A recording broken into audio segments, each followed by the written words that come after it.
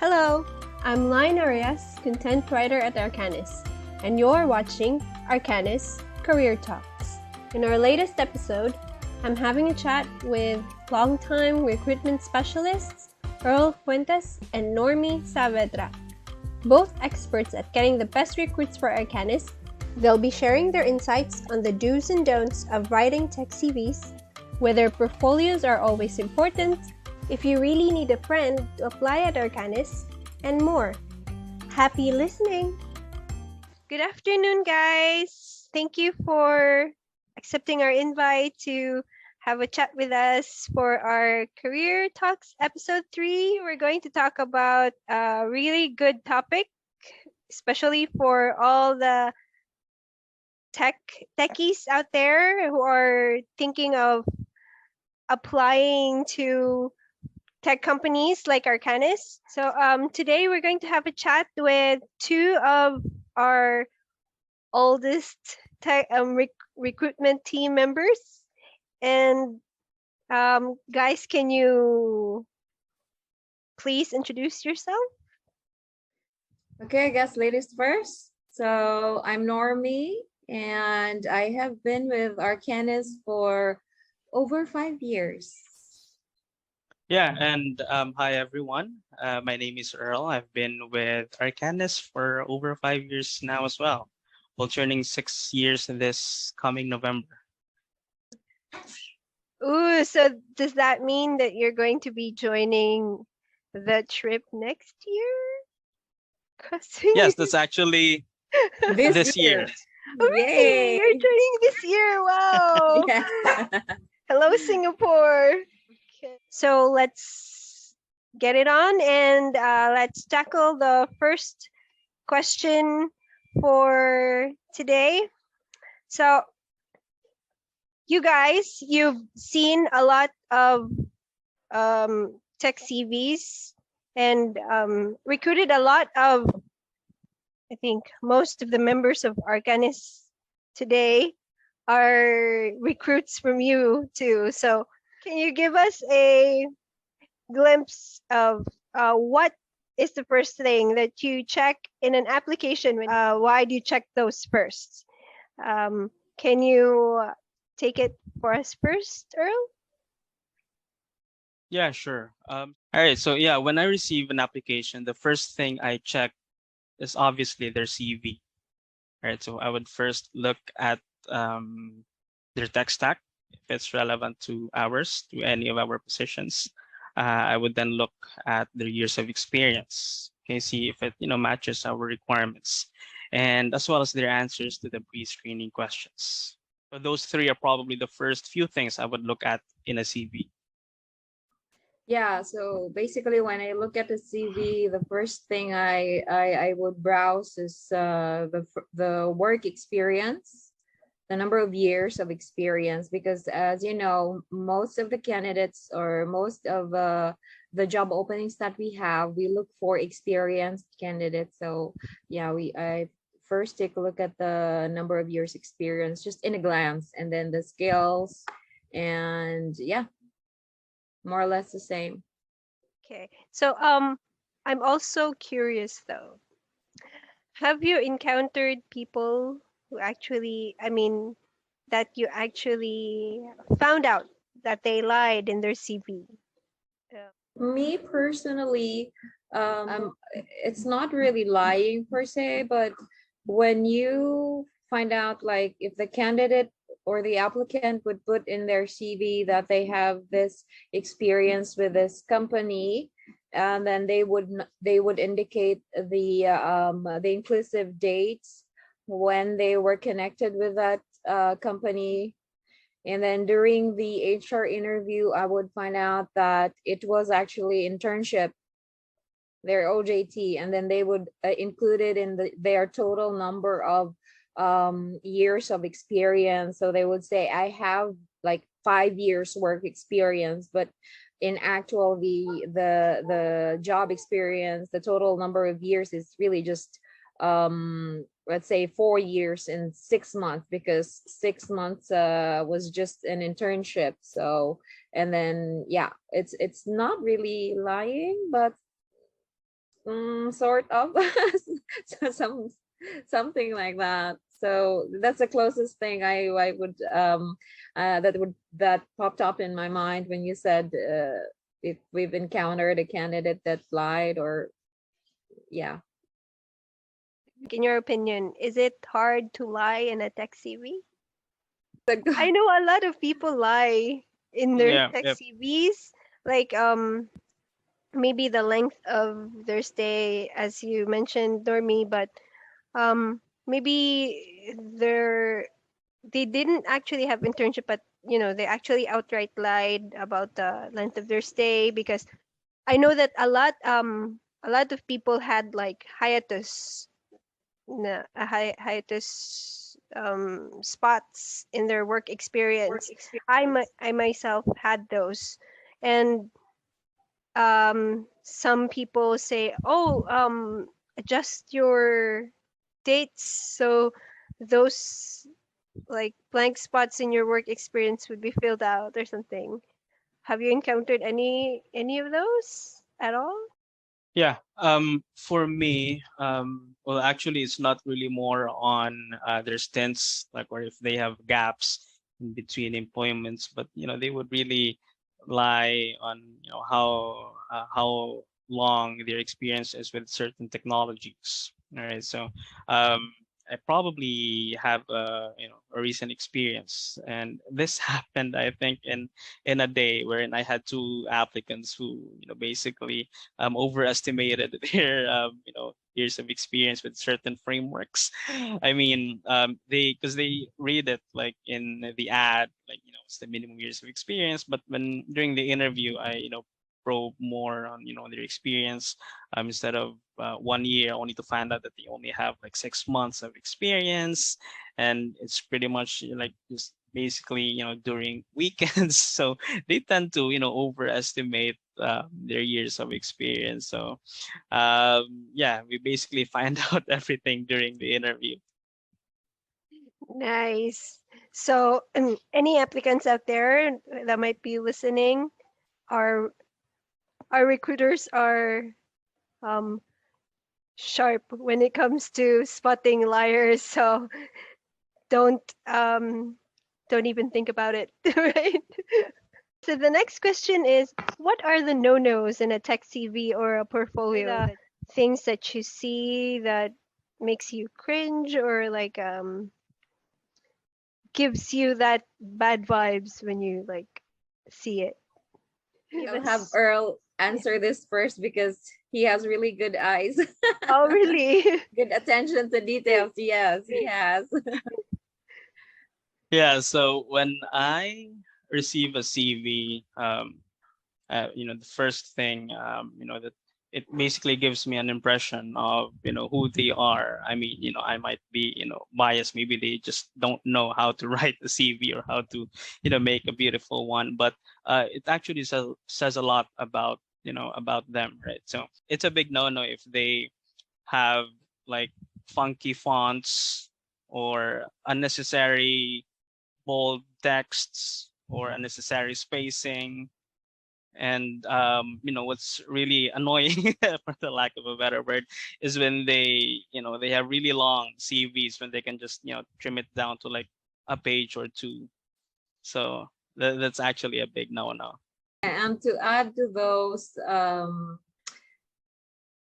CVs that does not reflect much on their duties and responsibilities.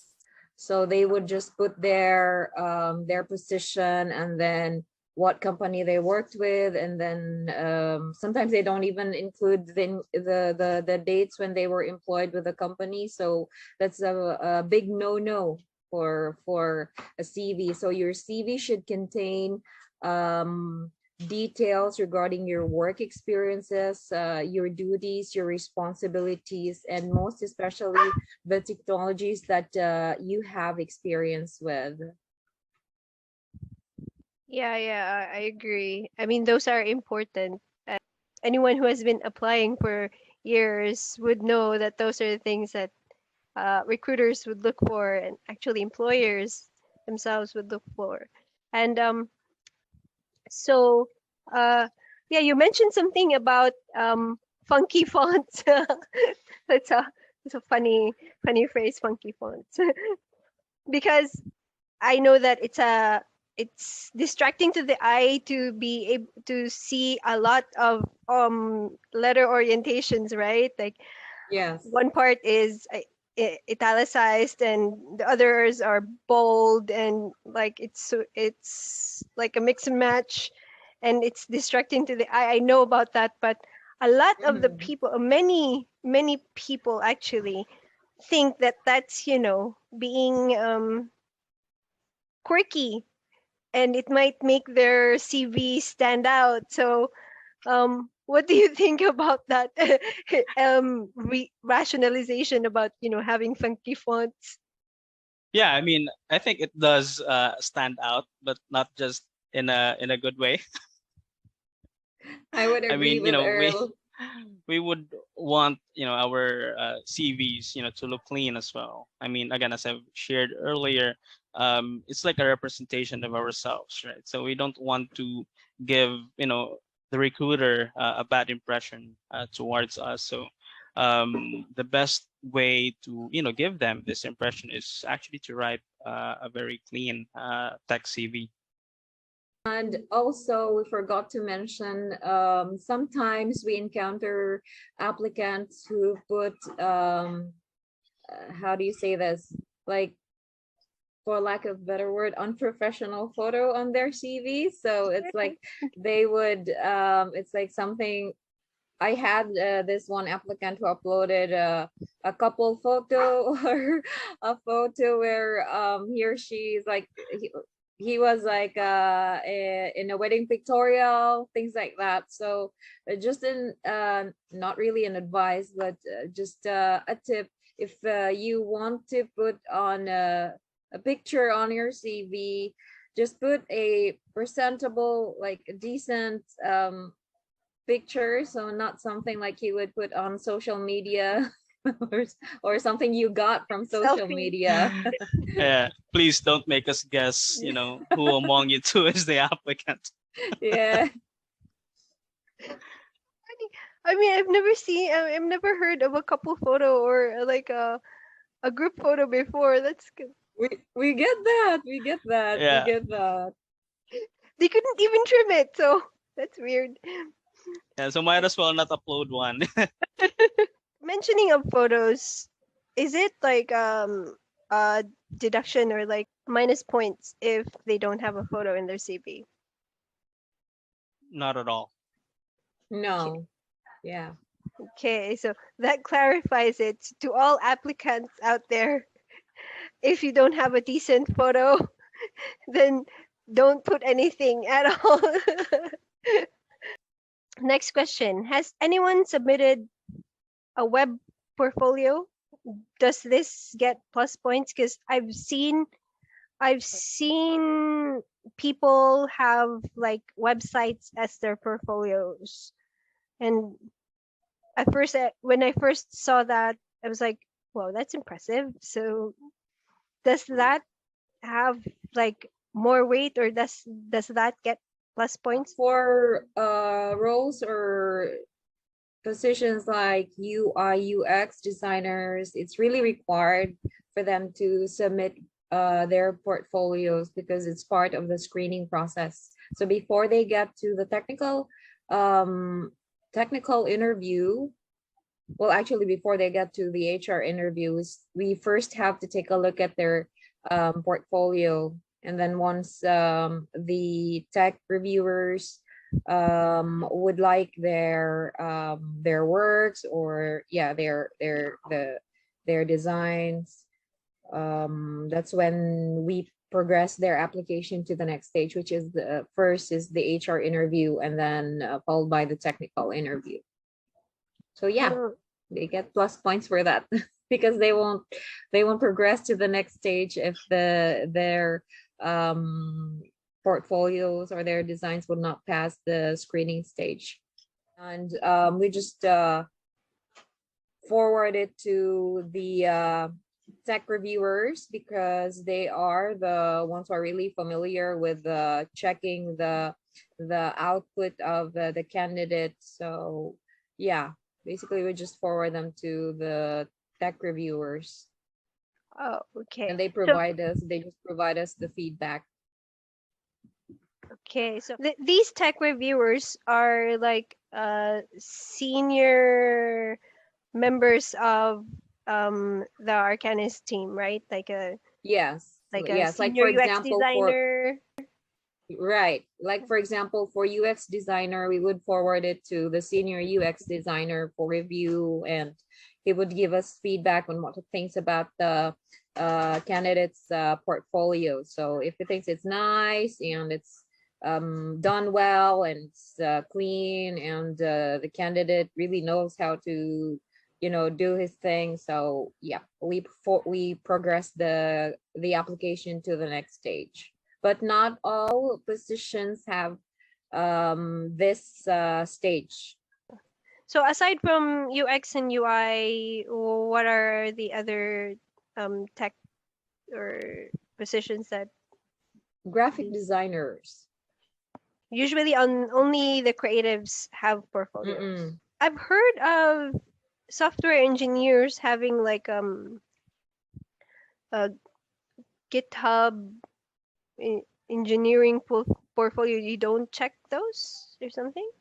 Sometimes for candidates that we would want to dig deeper on how they work, or how involved they are, or how active they are, and their works is, but again, it's not really us who does the checking, it's the technical guys. So sometimes our candidates would give us like a link to the repository, their Git repository, so we would give them to our tech guys so they can check on the candidates works. And yeah. Ah, okay. So that's the right term, Git repository.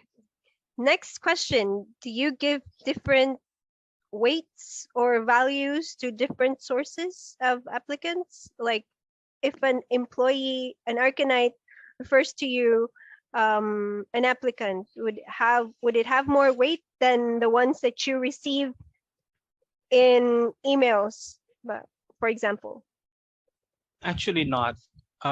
So we basically give the same effort or attention to all our applicants, regardless of the source. However, referring employees are also expected to provide a bit of information about the applicant, such as their work ethics, performance, and personality. But yeah, basically, regardless of the source, if you come from a referring employee or you submitted your application via LinkedIn, it's just basically the same. Okay. Okay, it's sort of a thing here in our culture that there's like a padrino system, and it's been going on a lot with employment for a long while. So I think this is like a nice clarification for some people, because if they have friends, they could get in. If they don't have a friend, they will not have a chance. So clarification, as long as you have the right tech stack and the right work number of experience, and you pass the other stages of the recruitment process, then you have a chance. Yeah, right? Okay. Yes, exactly. So everyone goes through the same process upon submission of their CV, up until they're interviewed by the boss and up to job offer. So everyone goes through a series of assessments. Right. We treat all applicants fairly. That's a great assurance to everyone out there. Okay. Do you also get like web CVs, by the way? Sometimes. Yeah, sometimes. But we would actually prefer for them to submit their CV like in a PDF, so that we can upload it in our own database. Okay. I get it. Okay. So how about soft skills, do you check for soft skills, or does that come later in the application process? We definitely check soft skills, and it comes at the start of the process, actually, during the initial interview. So some of the soft skills that we check are their communication, their adaptability, what else? Initiative, as well as their problem-solving skills. So yeah, these are actually, very important for the job. So it's not just because, one applicant codes, really well, doesn't mean, he would get the job right away, since, we also check, for these soft skills. So, an applicant could be really good, but, he might have some difficulty when it comes to, communication, which is also essential considering that we work with foreign nationals. So we want, for our applicants to also, excel in those areas. Right, right. So speaking of like initiative, how would you check that in the interview? For checking of soft skills, like for example, the one you mentioned, initiative, we usually ask situational questions. So we would ask them to like tell us about a time when for example, like tell or share with us about a time when they encountered this and that. So we basically ask them to share with us a situational yeah, we asked them situational questions rather, and things that happened in the past, and then from there we would gauge their responses or how they respond to that specific situation, and yeah, Oh, do a nice. bit of probing as well. That's when sort of a bit of behavioral interviewing would come in. So when Yeah, you start yeah. asking them about their experiences, specific situational experiences, that's when you would find out, because that's when you would see how they would react to specific situations.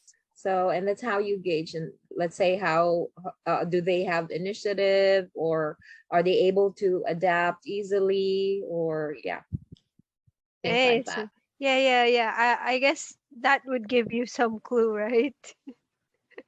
Okay, great. So, who else, aside from you guys, aside from people in the recruitment team, who else checks the CVs? Yeah, so in some positions, there are also designated tech reviewers who's also part of the interviewing team, who will, check the CV as part of the screening stage. Okay. So you forward to them the tech CV, and if they have portfolios, also the portfolio. Okay.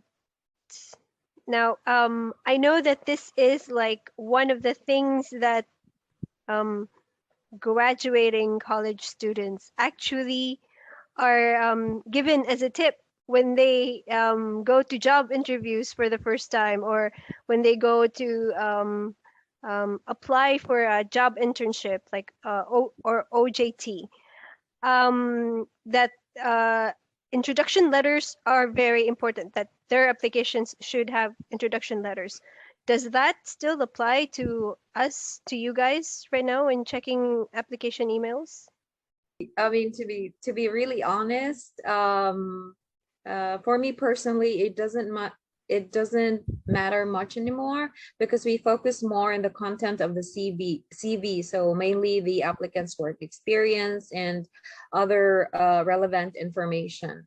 Yeah, and just to, to add to that as well, in a day, we don't just review one or two CVs, right? So we read probably around 50 CVs. That's in a good day. You probably review around Wow. 50 CVs. So we don't pretty much have all the time in the world to, read all of these cover letters. So yeah, we just basically check their CVs right away, see if they have enough years of experience, as well as the tech stack needed for the job. Okay. Because that was the reason why I actually took a business writing class. So I'd be prepared to know how to write like introduction letters. And that's good to know. Okay. So okay, how about the next question? What's one thing you wish you'd see more often in tech CVs?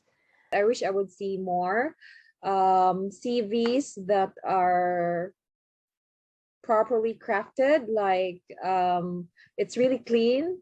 So the experiences are there, arranged properly, because there are really candidates who would write, or who would do their CVs, like the dates of their employments. It's topsy-turvy. So yeah, there there are really candidates or applicants who would not care much about the content of their CV, but I really get impressed with applicants who write their CVs properly. So like CVs that are properly written for me would be something like, on this part you would have your experiences. I mean, I know it's difficult to like picture out, but it's like things that are arranged. So in this part you have here your experiences, and then after that maybe you would write your skills, and then after that would be, yeah, and then as Earl has mentioned earlier during the start of our talk, do not use as much as possible different fonts, different font styles, different font sizes, because it's an eyesore. I mean, for me personally, it's an eyesore. So Yes, yes, exactly. uh, Because even in web, even in blogging, that's an eyesore. I uh, it's one of the techniques in writing for the web that you do not have too many styles and too many different fonts in an article mm-mm. or in a page. So yeah, it's an eyesore. So just to add to what Normie has has shared, it basically leaves a good impression to us recruiters. The CV is well crafted. Now I know for a fact that not everyone has the skill or probably the patience or the time to really create a well crafted CV, but there's also a lot of tools out there that they can use. Canva, for example, I think they pretty have a lot of good CV templates out there. So they just have to be resourceful as well. If creating one would be something that would be difficult for them. So yeah, it's just out there. I agree about Canva. Canva has like really good templates for CVs. Normie mentioned something about properly or well written CV. Do you mean the layouts? Like it has to be consistent? Yes, that matters too. That matters as well, the layout. Because it's one of the things that it's not really um such a big issue, but we would appreciate if, for example, we would prefer a CV that's like just 3 pages CV than reading a very wordy and lengthy CV that's over 5 pages. So as Earl has mentioned, we don't only review like 1 to 5 CVs per day. So we review a lot of CVs. So it's very important that they make it like as concise but as detailed as possible. So yeah. How about the minor information in a tech CV? Do they still count? Like maybe some people put the height, weight, color, eye color, hair color, and stuff. Earl, I think Earl can answer. Yeah, it's already 2022. I think we're past that stage already, so we don't have to know how tall you are or what's your weight. So yeah, we can probably skip that part already. Yeah, yeah. So that's a great clarification. right from the mouths of recruiters that you don't need those minor Yeah. informations anymore. How about this? Do you expect candidates to list all work experiences or just a selection of their top work experiences? Yeah, you mentioned before a while ago about gaps. Do you mind those? Seeing those in their tech CVs, like gaps in their work experiences? And if it's a selection only, which ones should they choose to put or highlight in their tech CVs? Okay. So yeah, we would really appreciate it if the applicant would write down all the relevant experience. Okay, so yeah, the term is relevant, right? So yeah, if they have some jobs before their career now, that's not really say relevant for their application, they can just not include it on the CV. But if it's relevant, we would really appreciate it for it to be listed on the CV.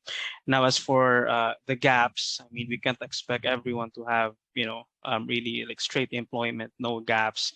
But there's like stories behind those, right? There, we don't just judge quickly, like this guy has like 6 months gap.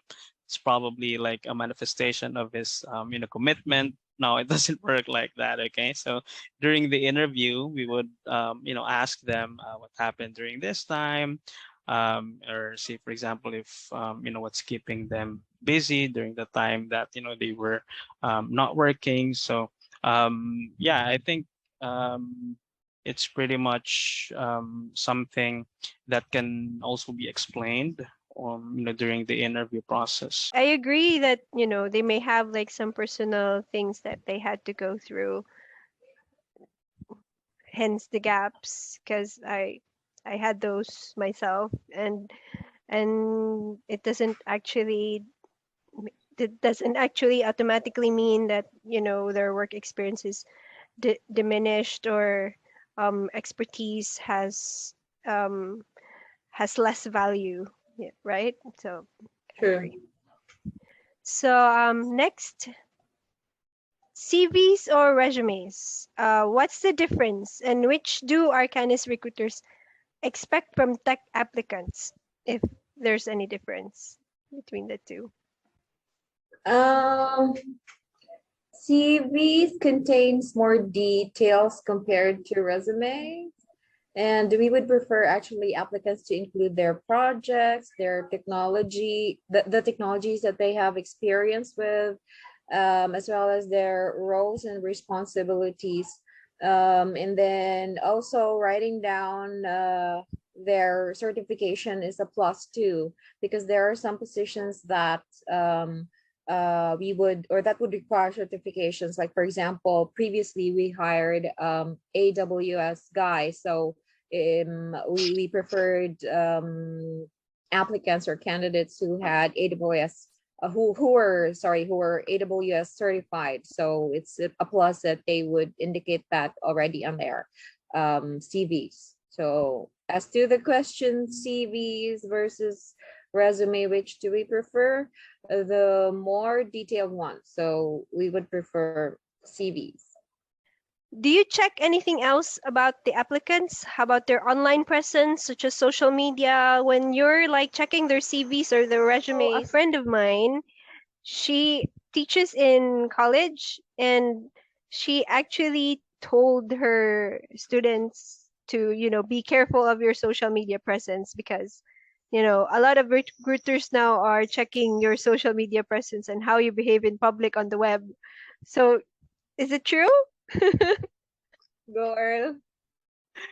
Yeah, so at times, we as recruiters, we are also curious as to, how active the applicant is, in social media. We would also want to know how involved they are in, tech communities, for example. So yeah, we can't, help it, but search for their names at times online, and basically see more information from there.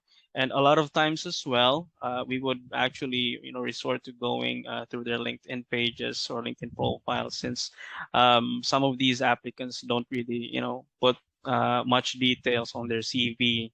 So, like, say for example, we wanted to clarify something about, the gaps maybe, or their tech stack or their experience. Sometimes we get this information out of their LinkedIn profiles. So, yes. So, how about CV writing tips? What can you give our applicants out there tips on how to write their CVs, especially if they're planning to apply in Arcanys or maybe in other tech companies?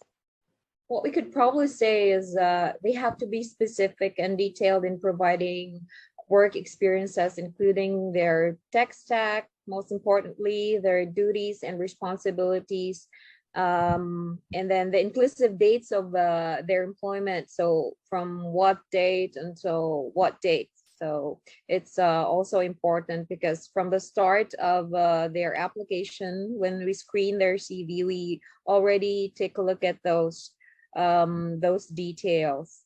And then during, not only when they write their CVs, but during the initial interview, it's very important that they are very specific with sharing to the HR interviewers. Let's say, for example, because some applicants, they would say, well, we had this project and we did this and that, but they did not really say specifically what was their role, what was their involvement specifically. So it's very important that they, when we ask them that during the interview, they should tell us specifically what their role was, what they did. So their specific duties, their specific responsibilities per project that they did, or per company in general, per company that they worked with. How about you, Earl? Do you have any CV writing tips? I know that you wrote an article for us a while back about how to write your tech CV. So, can you give us a recap, or like the top 3 or 5? Wow, that was actually 5 years ago, so I'm not so sure if I still remember the details, but I think it's still the same case. They just basically need their CVs to be specific and concise, to be clean as much as possible with all the details. You may want to write down their projects. If it's too many to mention, probably just the highlights, maybe the projects, the technologies involved. And please don't forget to write down your contact information. I basically see a lot of CVs who would write down their email address, which is really nice, but they're unresponsive to my email, so I would want to call them as well, but I cannot call them since they don't have their numbers in it. So don't it's pretty much a basic thing. Just write down your mobile number and email address, and that's pretty much it. Again, when you submit your application or CV to a recruiter, take note that it's not just you who's submitting an application. So the challenge next is for you to stand out among the rest of the applications. At least you have your CV as your representation. So make it something that would really get the attention of the recruiter, and leave a good impression at first glance. Yeah, but leave off the funky fonts. Please. Yes, please. Leave it off. Yeah. Okay, how about you, Normie? Do you have like other top tips? We tackled this earlier, so do not put things on your CV that are not true, because we would really find out during the HR interview, because we would throw out probing questions and all. Just be honest. Yeah, be honest. Nice. Yeah. Those are nuggets of wisdom to you, straight from Arcanys recruiters. And hope you guys got something valuable for your tech CVs out there, for applicants out there. And thank you so very much, Earl and Normie, for joining me today, this Thank you afternoon. for And having us, Line. Thank you for having us, Line. We had fun. hope you had a great afternoon. Yeah. And that's episode 3 of Arcanys Career Talks with recruitment specialists Normie Saavedra and Earl Fuentes. Thank you for listening and hope you have a lovely day ahead. If you want access to more content like this one, feel free to like our channel and subscribe so you get notified when we publish new episodes.